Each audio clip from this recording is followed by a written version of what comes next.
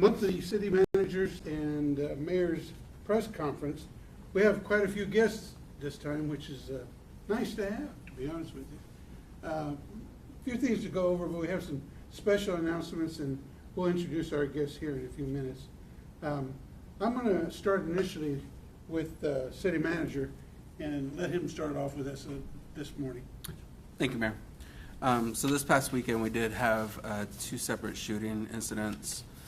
In the event that you didn't get to see our press conference yesterday that was held by Topeka Police Department, we just want to reiterate that TPD is working diligently to solve those crimes, and there's no threat to the public regarding these incidents.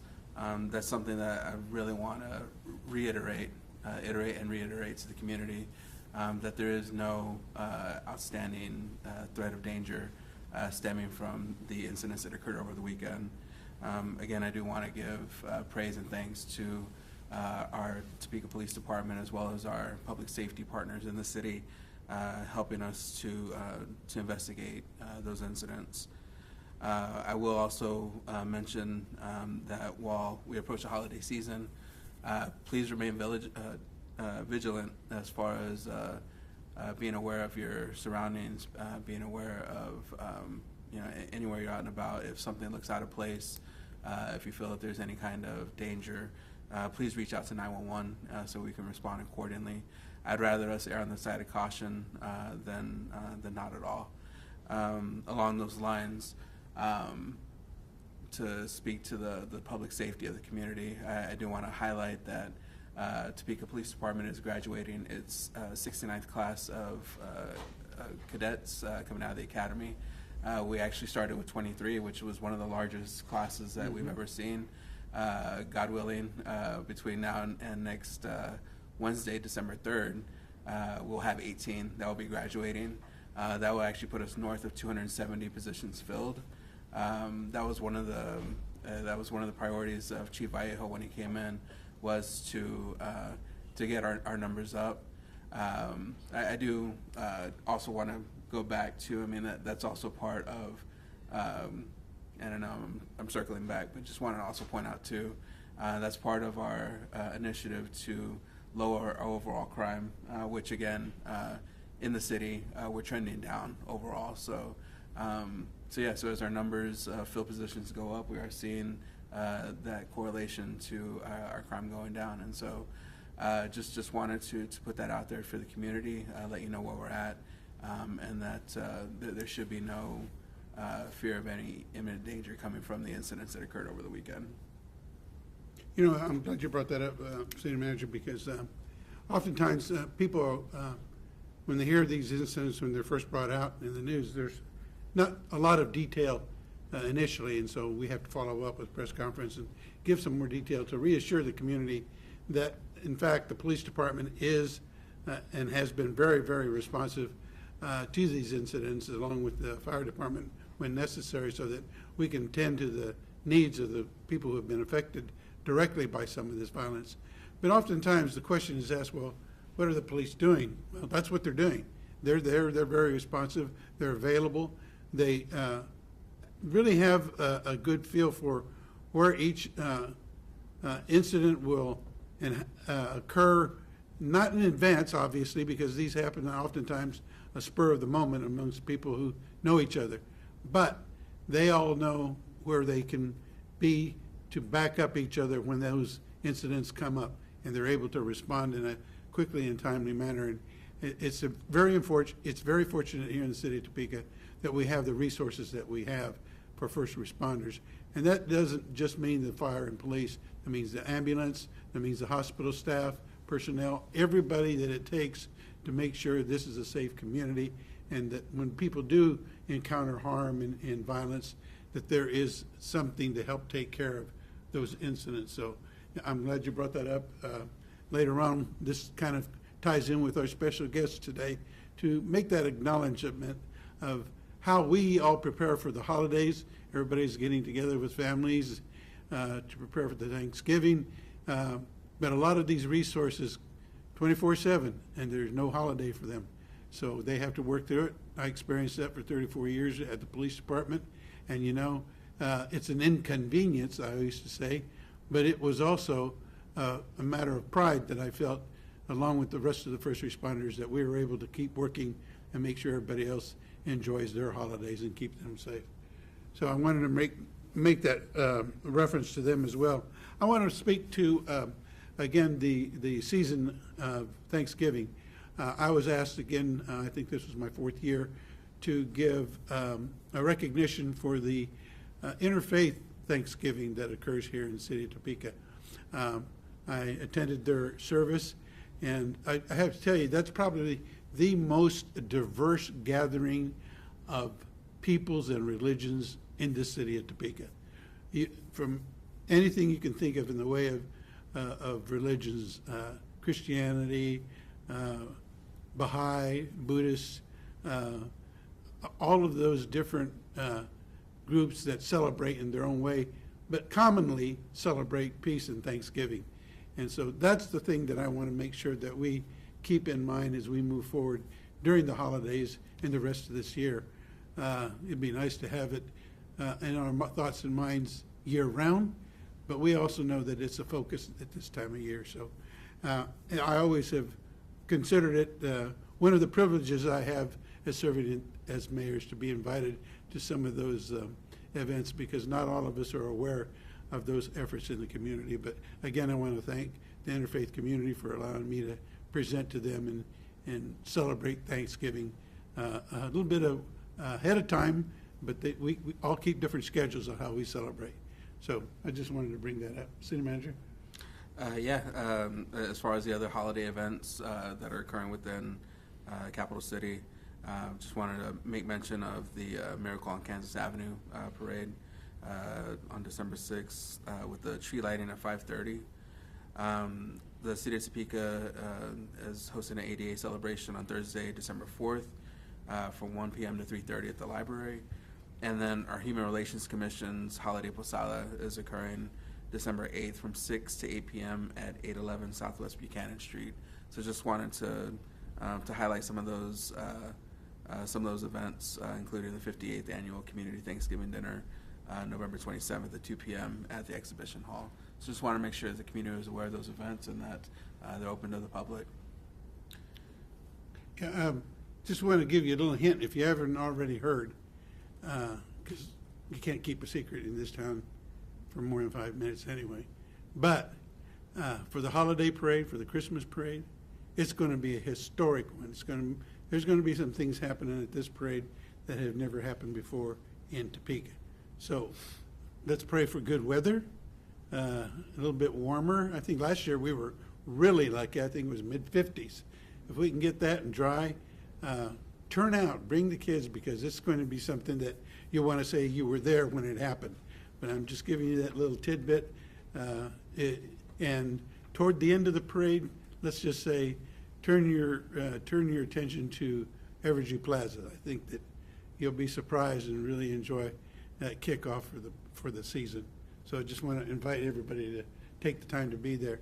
Also, while we're getting into the season, we all know that there have been real efforts in the community to help less fortunate. And the Red Kettle campaign is already out and about and kicking.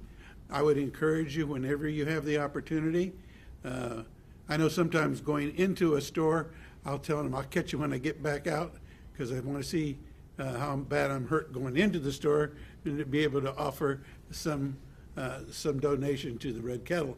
But when I come out, I always make sure that we take time to donate whatever we can and feel comfortable with. It doesn't have to be a lot, because even the little bit all adds up. For a while I was on the Salvation Board, and I know how important this is to the community. When we had the opportunity, we would go around, and I drove one of the vans that would drop off the bell ringers. And when I'd go back to pick them up, a lot of them were pretty cold from standing outside. They stuck in there, and we were able to bring in some good dollars for the Salvation Army, help them to try and meet their goal this year. I ask everyone in the community to give their attention to that effort, and also recognize that along with them, the Salvation Army and the Rescue Mission, Let's Help, and all those other entities in the community and organizations that truly tried to take action to what we talk about and giving thanks for what we have. So really support those organizations as much as you can. City Manager. Thank you, Mayor. And along those lines, I do want to highlight the effort made by the city of Topeka to assist with providing resources to the less fortunate. We did earlier this month begin the city's OSNAP campaign, working with the United Way of Kaw Valley and other stakeholders within the community to actually raise funds. And before I put out how much was actually collected, I first want to give thanks to the community. Our firefighters and our Office of Inclusive Communities were out last weekend, Friday and Saturday, collecting, basically passing the helmet. And over those 2 days, and as well with the online campaign, we collected $9,450.47 that would go to the United Way of Kaw Valley to actually disperse those funds equitably across the stakeholders, across the community, to help with food insecurity.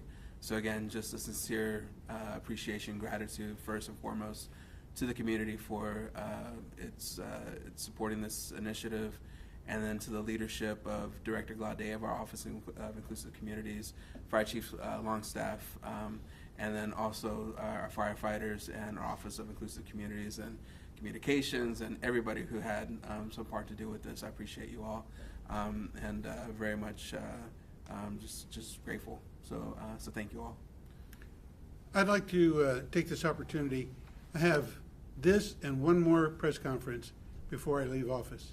And between now and then, it's going to be really difficult for me to say thank you to everybody who has made my 8 years serving on the council and as mayor a pleasant experience, believe it or not. I know people talk about politics and how it can beat you up, and it does, but the next day, good things happen. So that's always been my approach to this job, and it's always been possible because of people like the city manager, deputy city manager, the council members, the department heads, and the people who work 24/7 to help keep us providing the resources that are essential to the city of Topeka.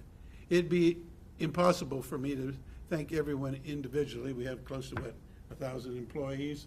That made it a little bit hard to do that, but publicly I think it's important to acknowledge that none of this gets done because of myself or any individual in city government. It's a collective effort for us to bring our community together and work hard to make this city what it can be. And I can tell you, just looking in the future from now until let's maybe say 6 months, I'm going to be excited to see what's going to happen in the city. I'm going to feel a little bit like out of the loop, but I still feel like I'm energized about what is going on in our community and how it moves and continues to move forward with the leadership that it has.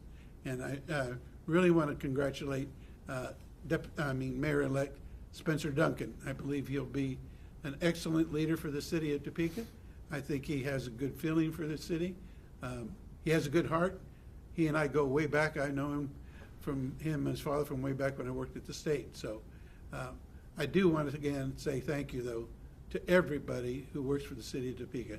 I know sometimes it doesn't feel like you're recognized when you're doing a job that somebody probably wouldn't choose to do, like clearing the streets out of snow and ice or digging a ditch somewhere, but it is appreciated. It's important that we acknowledge every single one of our employees for what they do for the city of Topeka. And along those lines, I think we're about ready. Yes, sir.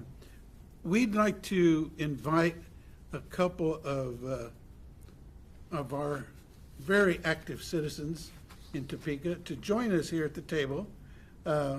Mr. Shively, who represents the local Masons, and Zach Aarons, who also represents Cappers. If you gentlemen will join us up here, I would like to give you a little background.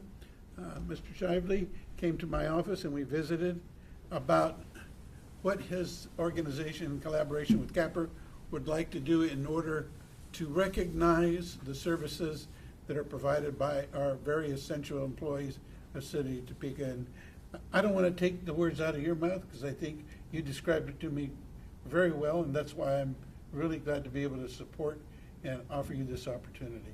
So, Well, thank you, Mayor, very much. Well, as the mayor said earlier, this season is a time to reflect and give thanks. And as we look at that, the Freemasons of Topeka, and more specifically our 3 Masonic lodges, wanted to come together and do something special for our first responders. So we started thinking about, well, what could we put together that would recognize and thank our first responders? And the first thing that came to mind for me is I wanted to work with Capper Foundation and what they have done in support of the Dialogue Coffee House, because it's so impactful throughout this community. And so I talked to Zach, and we decided to partner up. I took it to the mayor, and the mayor said, hey, let's do that. So what we're going to do the first week of December is we're going to provide a coffee or drink of choice and a homemade cookie for all of our first responders in Topeka to say thank you on behalf of the Freemasons of Topeka, and also to showcase the outstanding work that Capper's Foundation and they are doing through Dialogue Coffee. And I'd like to have Zach maybe talk a little bit about that, because that's really exciting. Well, we are excited, and we love this collaboration. We love this partnership because it really is an opportunity to celebrate the good work of our first responders, but also to build abilities. Through Dialogue Coffee House, which is a program of Capper Foundation, individuals, Topekans, Shawnee County residents have an opportunity to earn a paycheck, to learn a meaningful skills that they can ultimately be independent and that they can live out their goals. And so what we love so much about this is it gives us an opportunity to connect community with community, and we just thank you for the vision and the generosity that you all have to be able to make this possible. This is something that what I love is it takes the good work of so many good citizens that we have in this community, and it makes it, I don't know, it makes it intuitive. People can see it. You just leave with that feeling of, this is good. And I can't think of a better way to do it than honoring and acknowledging the good work of our first responders. So thank you for the vision of Masons. Thank you for your good work in the city of Topeka to make this possible. Well, thank you. You know, the vision of not only the Topeka Freemasons, but the Freemasons throughout the state of Kansas, is to help Kansans and Kansas communities.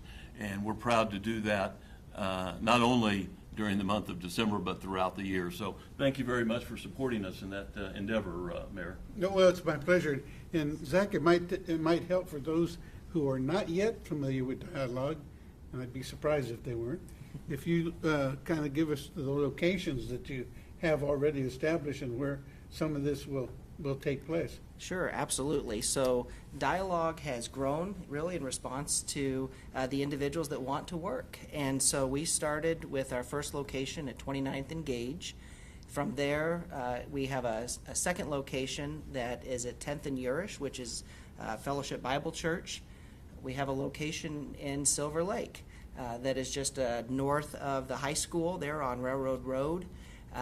We have a location at Blue Cross Blue Shield in downtown Topeka, and then not currently open to the public, but we have a location at the former Hills building in downtown Topeka, which is the Stormont Vale Administrative Center.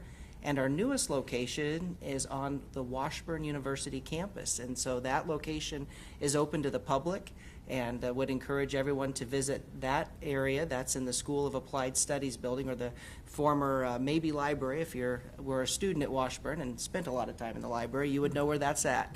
But we would sure welcome everyone to come and experience the mission and the impact of Dialogue Coffee House. So with all those various locations, Zach, how many are you able to employ those with disabilities throughout these total number through these locations? Yep, so through these 6 locations, we provide nearly 50 job opportunities for people of all abilities, and those are individuals that receive pay, compensation, and in fact, if I may share, you know, some of our friends that work at Dialogue receive also SSID, some help, some assistance in their independence. some were earning or fearful of earning so much money that their benefits that are rightly theirs would be at risk. And so we've worked with other partners that we were able to pay a good wage with the idea that people would be able to live and work and play and invest into Topeka in their own home or their shared homes. And so from that, we also have volunteers. The thing that I love, many things about Dialogue, is that people, it's, as I said, it's intuitive. When you get to see the impact and you get to experience these aha moments, these wow moments, where the student becomes the teacher and they continue to grow through the work of Dialogue, we love volunteers to be able to experience this as well. So this really is a huge opportunity for all involved. Great. Well, I'd be remiss not to share with you that when Arthur Capper had the vision for Capper Foundation in December of 1920, that's when it really first started, that Brother Arthur was a Kansas Freemason from Topeka and was very active in our organization. So we're proud to continue on his legacy and what he created here in Topeka. Well, I appreciate everything that you're doing, and again, it goes to show what Topeka is made of. Private organizations, fraternal organizations that come together to help in their way to make the city a great place to be. One other thing that's going on right now, too, that's similar in nature, and that's the Festival of Trees that's going on right now at Fairlawn Plaza. If you get a chance to go out there, I had the opportunity to go out and pick my favorite, which was hard to do because I think at the time they had 62 entrants and they still had a couple coming, but they're really impressive to see those. But all those funds and all that effort goes to support SLI and the things that they do in our community. So there's just so much that you can get involved in. If you ever really want to pitch in and help out but don't know how, there are many organizations that will be glad to have volunteers. And the one coming up this Thursday is the Community Thanksgiving dinner that's going to be held at the Stormontville Event Center. I get the opportunity to go there and welcome and interact with a lot of the people that attend that community's Thanksgiving dinner. And you know, sometimes folks get the idea that maybe people go there only because they can't afford the meal, but that's not always the case. I find out very often that a lot of people go there because they just want to eat with somebody, because a lot of them don't have family that live here in Topeka. A lot of them that are elderly and their children live in another community, or most of their family has died off, and they just don't want to celebrate Thanksgiving at their house by themselves. They don't want to go out and enjoy other people's company. So they show up there just to interact, and I think that's what brings a lot of the volunteers down there, is to interact with that community. So if you have a few minutes to spare, go down there and volunteer and or deliver some of the home meals, that's very much appreciated, because a lot of people are homebound and can't get to that community dinner. So raise your hand, spend a little time helping out wherever you can in the city of Topeka, and that keeps us bonded together as a community that cares for each other. Unless you have something else, City Manager? No, I just want to say happy Thanksgiving to the community, and happy Thanksgiving to all of our city employees. I appreciate you all, and be safe. Okay, have any questions? Carson? I was just curious, now that we're coming up on the winter months, snow is obviously going to be coming soon, and earlier this year we had the January blizzard, and that caused a lot of concern and issues with tracking and things like that. So I was wondering if you can provide an update on the city and if there's any updates on what you guys are planning on doing this winter. Yeah, when the mayor said, anybody who removes snow and ice, I was like, someone's going to ask now. Yeah. No, we're actually presenting to the governing body our snow plan, I think on the 2nd. One of the upgrades that we'll discuss is the upgraded AVL, or the mapping that will be public facing, so that way the public can see where the trucks are at, where they're going, et cetera. But yeah, the teams will be ready, and let's hope for not another repeat of 14 inches with sub-zero temperatures for an extended period of time. But no, we'll be ready. We have some upgrades that we're definitely excited to share with the community and be ready to deploy if needed. Yes, Kind of piggybacking off of that, obviously we got a ton of snow in January, so what did you guys take from last year to better prepare yourselves for this year? Well, again, just some of the things that we'll share, again, is just enhanced tracking. One of the things that we did process-wise that we probably will not do again, we had basically tried to focus our efforts. When you have that much snow, number one, it's going to be difficult. I mean, communities across Kansas struggle with that. But what we did last year was once we went into the residential areas, we tried to go work from east to west. We did that the first pass. The second pass, we kept more of our plowers or snow plows like in specific areas, and they just kept reworking the same area. So the process-wise and again with the technology tracking, those are some of the things that we'll be doing different if we have to move out this year or this coming year. How did the contracting of the snow removal, how did that work for you? We had it worked. I mean, basically it's a force multiplier. The contractors though typically had a lot of smaller trucks, and so those are the ones that we had to rely upon to go into the neighborhoods. Again, just based upon the sheer amount of snow, which quickly turned into ice. I mean, by the time you get a plow on something that's been packed down for a day or two, I mean, it turns into ice. And so, again, we'll use contractors however we can, but again, they're a force multiplier to our city crews.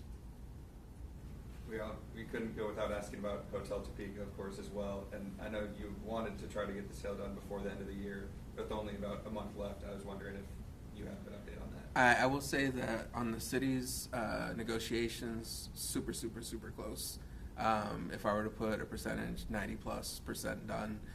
We're actually meeting, we're having some talks today with Roy Arnold, CEO and president of Endeavor Hotel Groups, to hopefully finalize some of the last outstanding items. I know that he's also having similar discussions with Shawnee County on the Manor, and so I am very hopeful and optimistic that we can iron out some of these last points here relatively quickly and come to some conclusion as far as an agreement, hopefully by the end of the year. And maybe even a status update on the Fort Quincy Viaduct project. Anybody get stuck in the traffic yesterday? I did. It was great.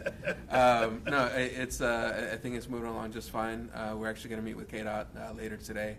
That'll be one of the things that we discuss as far as the progress and then also future phases. But yeah, I think KDOT and their contractors are doing a great job. I would be remiss if I didn't recognize Chief Vallejo's dedication to this current recruit academy. I saw him on television out there running with the troops, and that reminded me of when I went through it and trained with some of the military at Fort Leavenworth. That's a lot of dedication. I haven't seen that from a chief of police in a long time. So he's really dedicated to that agency and to his people and making sure that they get the right start. So thank you, Chief, I appreciate that. Didn't recognize you out of your sweats. Okay, if there are no further questions, I would ask you to join this morning with some coffee and cookies. And thank you for being here and paying attention to us. We thought we wanted to share a few things, and I hope that we have been helpful today. Thank you, and have a great Thanksgiving.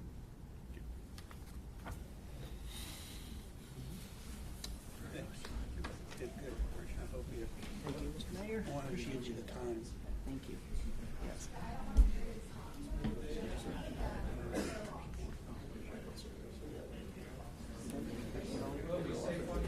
Yep, we'll do.